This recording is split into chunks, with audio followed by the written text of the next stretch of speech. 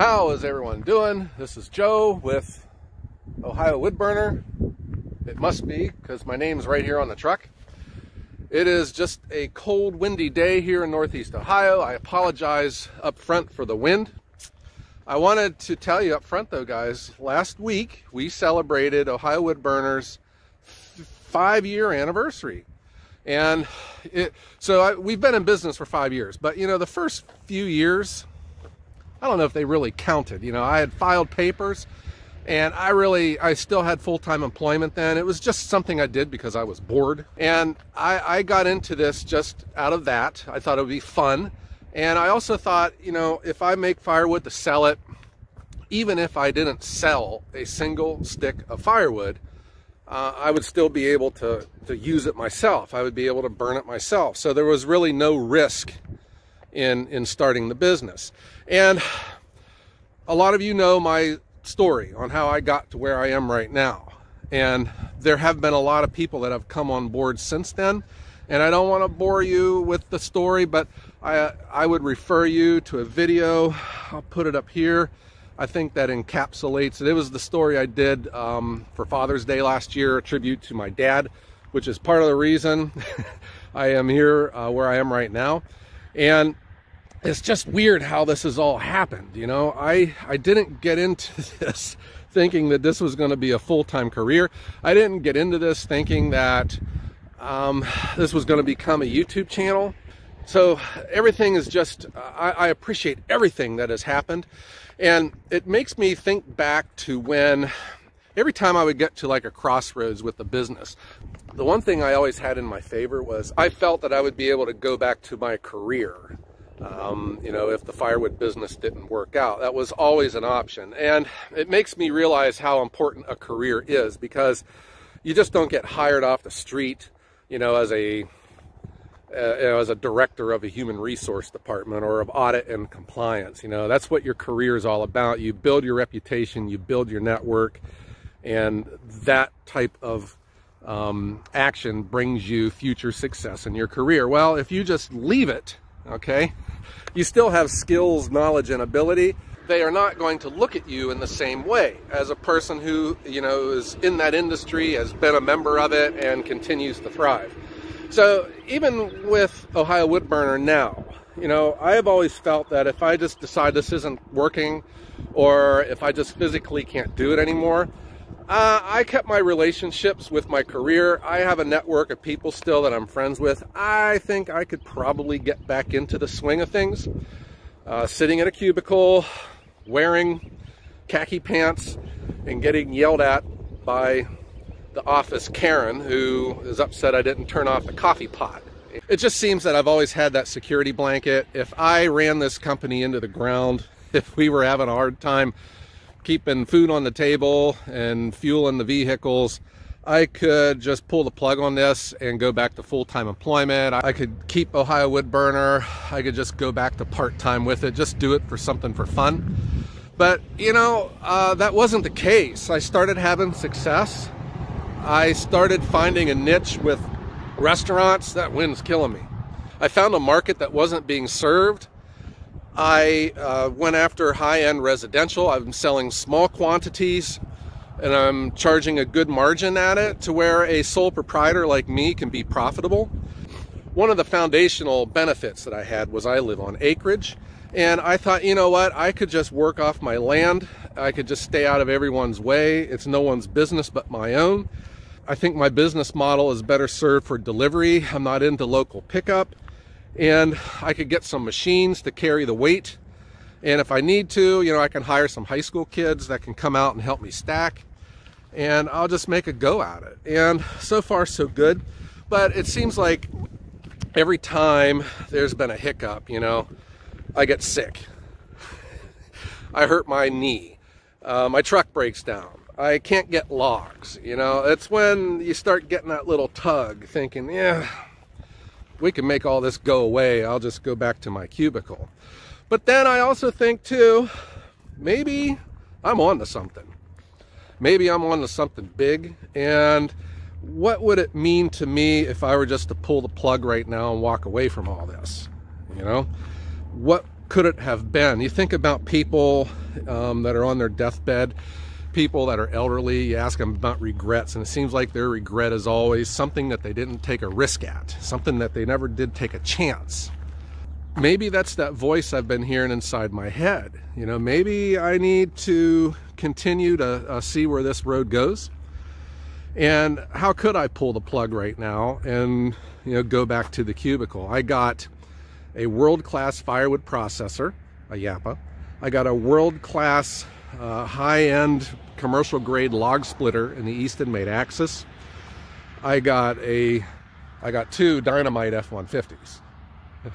Never underestimate the role that a pickup truck has for a delivery service.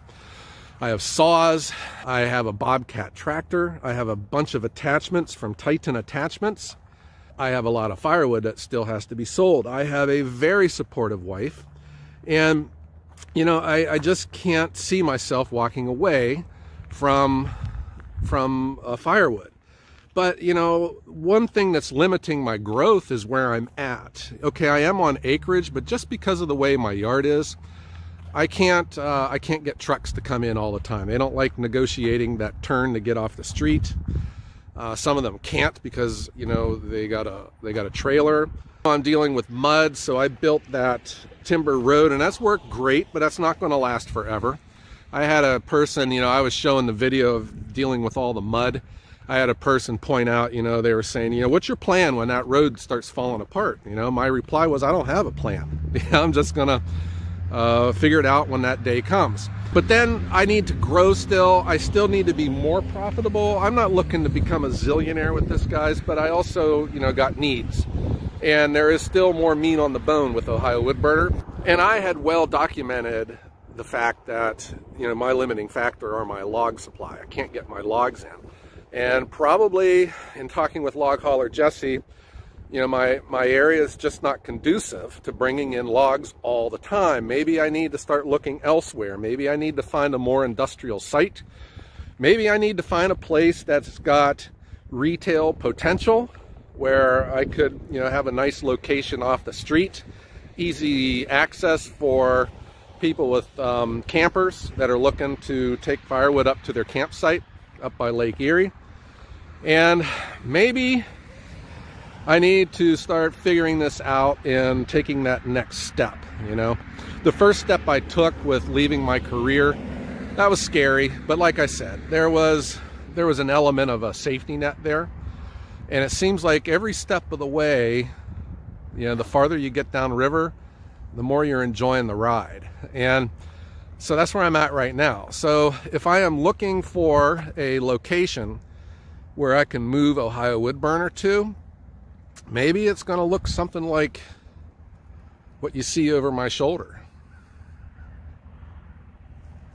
So guys, let me introduce you to the new and improved home of Ohio Woodburner Ltd. I have been putting a lot of thought into this. This did not happen overnight. This was a long discussion, a lot of figuring out, and you know, I'm not into numbers or anything, but I am into practicality. And you know, what I would be paying in rent for this place is less than the sales that I've been losing this winter simply because I don't have enough wood to sell.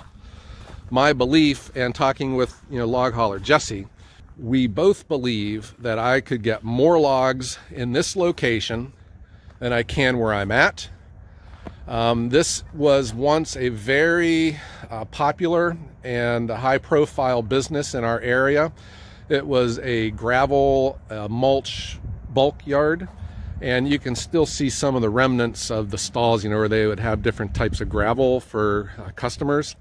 It comes with the hoop house, and this is, I will point out, there's no mud here. This is all hard pack, and you know, we're not going to be dealing with mud anymore. We can cross that off.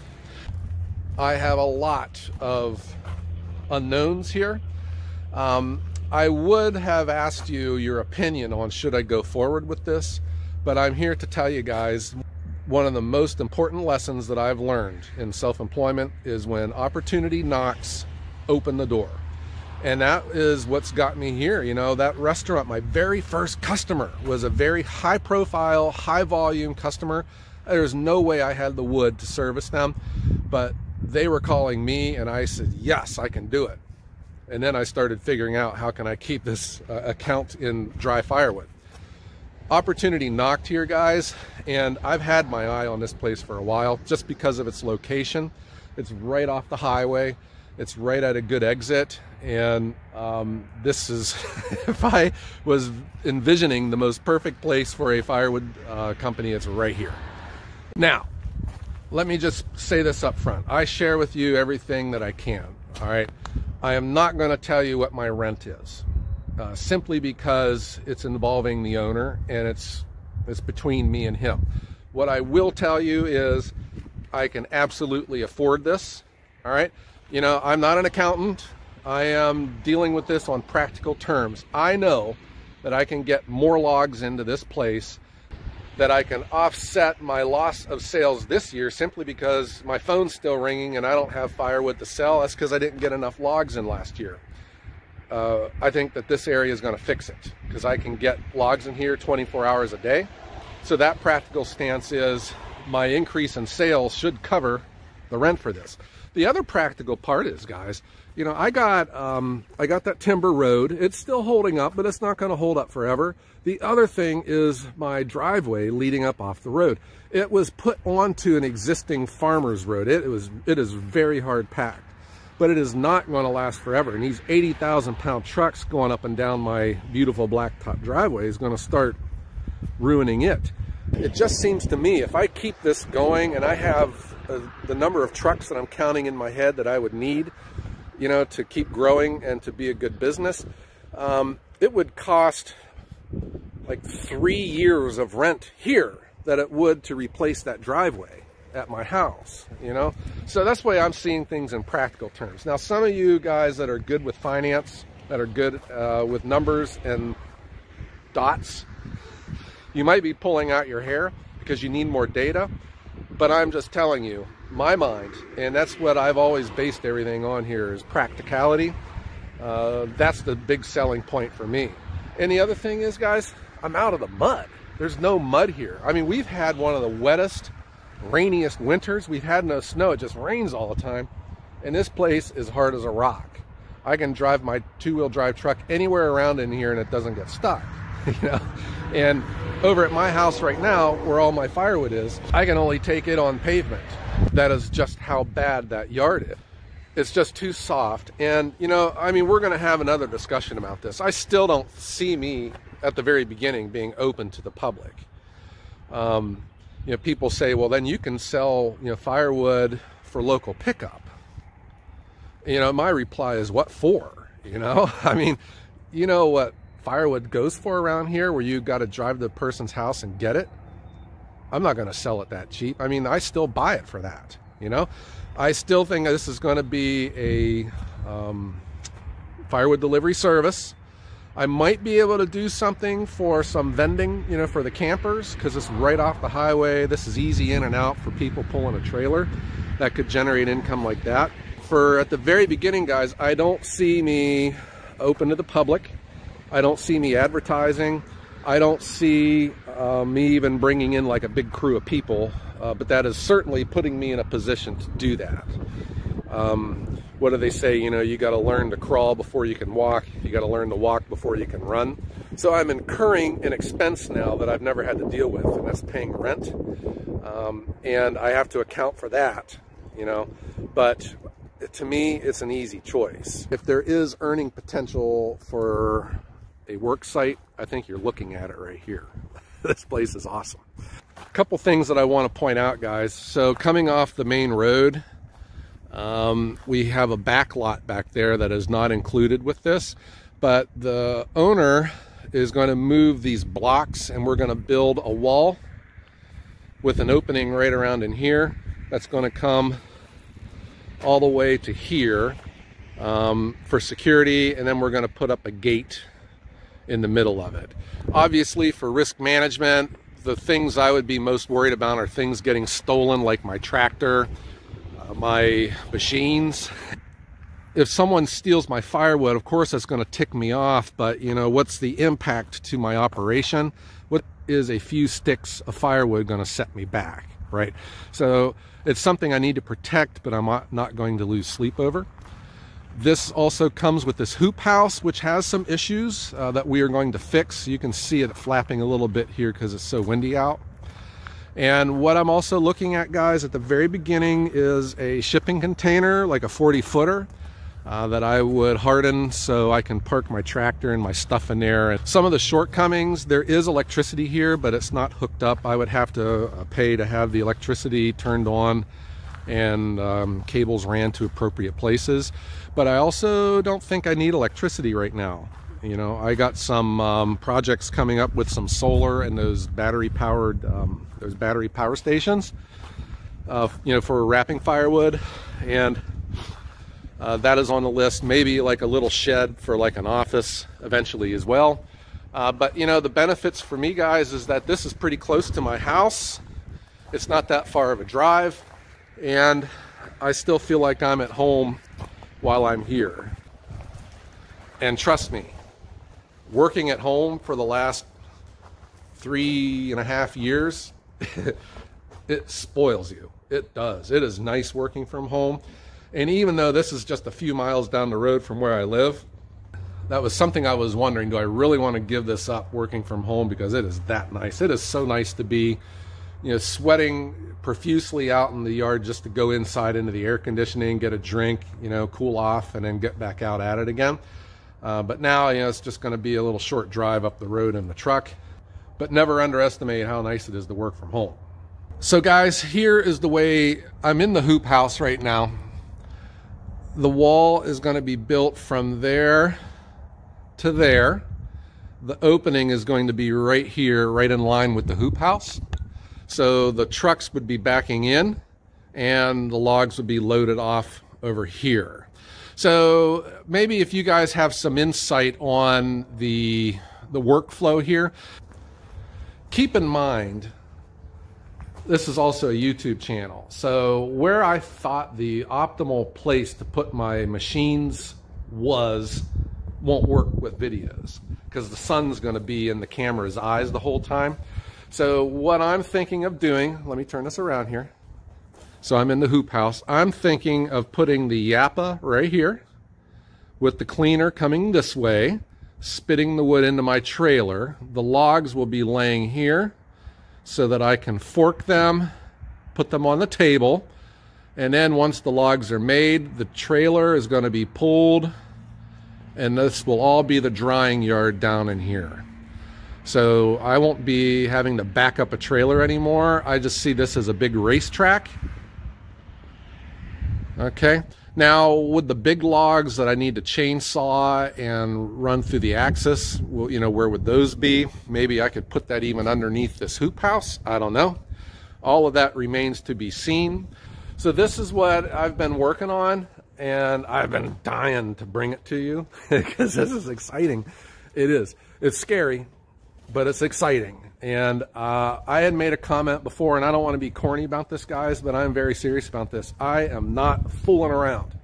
I think I'm on to something here with this business model. My customer base continues to grow. Of course, I got problems all over the place, but I'm committed to fixing them. And, you know, it's nice to have you guys around. It is, because you guys all have expertise that you share with me as I share with you what I got going on. And we can put it all to work, and we can make this exciting. One last thing. Here is my thoughts, okay? We're going to get everything eventually moved over here. I'm going to have to start getting my logs delivered over here. But how about this? How about when the day comes that we have the ribbon cutting, let's have a big Ohio wood burner open house, and everyone's invited. I don't know what date it's going to be. It's going to be sometime probably late in April. But when we get closer to that date, or when I can zero in on what it is going to be, I will let you know. And if you're able to come on down, come on down. I think it'll be a blast. Okay, guys, I hope you enjoyed this video, because I sure did. I've been dying to bring it to you. I hope everyone has a great day.